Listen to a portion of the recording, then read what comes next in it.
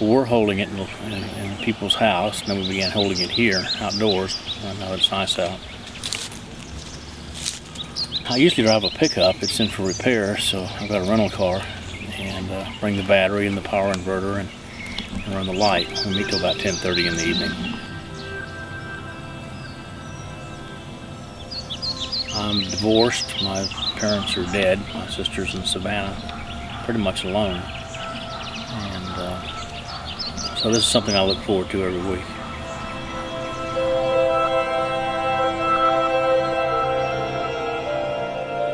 We didn't come in here to tell them anything or with our own agenda. Our agenda was to hear them and to hear what their heart was, what their hurts are, their struggles are, and what was going on in their lives. We're here in a community just north of Atlanta, and Pastor Bill Levin and his wife Jan have a ministry to the people in this community.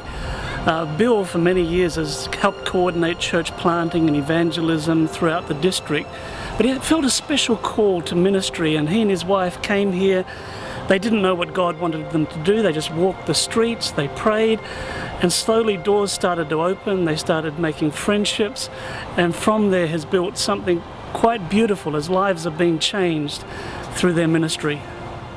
We were looking for where God was leading us, and so we started praying, and we felt convicted that we needed to look for different avenues in this community in Forsyth County because we lived here.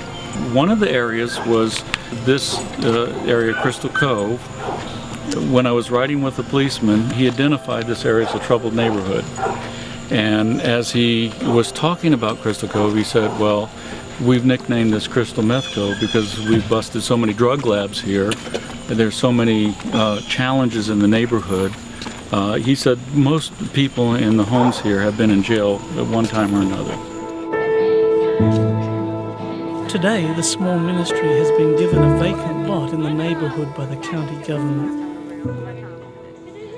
We'll end up with probably about 30-40 people tonight. You come here for song, for fellowship, and then we get into a study and just sharing the word. And the study is about drawing the people out and letting them tell their story, tell what's going on in their life, tell their struggle, their issue, and being heard and being prayed over and loved on. And the people know that we're here to love them.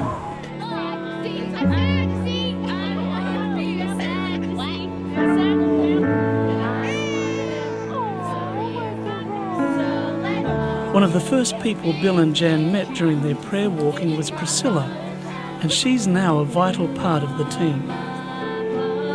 I had never seen anybody care that deeply about doing anything for the kids in this community because they were looked down on so bad. They were going to meet on the next Friday night for a unique style of church. Well, my husband had gotten turned away from the church. He didn't want anything to do with it. So at that time, I was desperately seeking for God to get us back into church, and because we were about to go through a divorce. And I was begging God to get us back to where we needed to be so that that divorce wouldn't happen. I had never seen church done that way. But it was the most beautiful thing too. I absolutely was drawn to it from that first Friday night. As I talked with Priscilla, she told me more about mental, physical, and sexual abuse in the community and the resulting drug and alcohol addictions. Everybody that I've met is just chained down. And from what I find out after meeting them and talking with them is this has happened 3 and 4 and 5 generations down, that these abuses are rampant in these families. This community to me is like Esther in the Bible. It's like this Crystal Cove community is the Esther that he is raising up to bring his favor down on and to break the curses, the chains, and the boundaries that are holding them, because it seems like everybody that I've met is just chained down.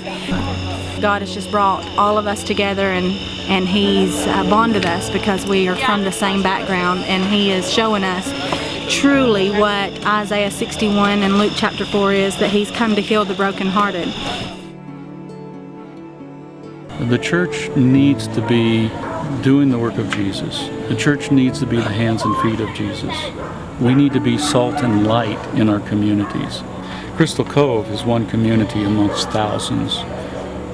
If a church would be out doing this, what a difference we could make.